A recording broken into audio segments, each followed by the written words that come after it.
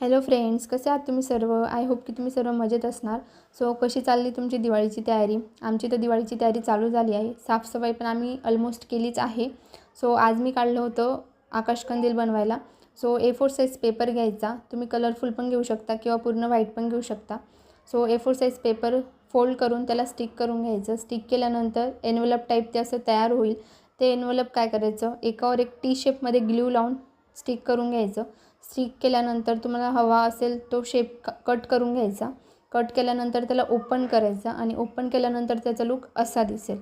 तर कसा वाटतो आहे तुम्हाला लूक मला नक्की सांगा. आणि वाटतो आहे का आकाशकंदील घरी बनवला आहे आणि कसं झालं ते पण मला नक्की कळवा. सो आम्ही अजून तो बाहेर लावला नाही आहे. जेव्हा आम्ही लावेल तेव्हा तुम्हाला मी पूर्ण व्हिडिओ दाखवेलच की बाहेर लायटिंग कशी लावली आहे, डेकोरेट कसं केलेलं आहे. मीच करणार आहे, घरच्या घरी डेकोर करणार आहे. सो मला नक्की सांगशाल, मी व्हिडिओ अपलोड करणारच आहे.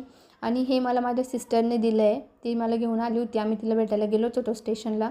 सो हे तिने मला आणून दिलं होतं. सध्यापुरता मी ते इथं लावून दिलं आहे. आणि आम्ही आकाशकंदील बनवल्यानंतर आम्ही गेलो होतो बाहेर आलूबल्ला खाण्यासाठी. आमची इथं आलूबल्ला खूप जास्त छान भेटतो. तुमच्याकडे भेटतो की नाही ते मला नक्की सांगा. आम्ही पाणी बॉटल आमची सोबतच घेऊन जातो, कारण बाहेरचं पाणी आम्हाला आवडत नाही. सो आलूबल्ला खाऊन वगैरे पाणीपुरी खाऊन आम्ही मस्तपैकी स्टेशनला गेलो होतो माझ्या सिस्टरला भेटायला. ती चाळीसगाव चालली होती आणि आम्ही पाचोऱ्याला राहतो. सो तिला आम्ही भेटायला गेलो होतो. तिने असं गिफ्ट आणलं.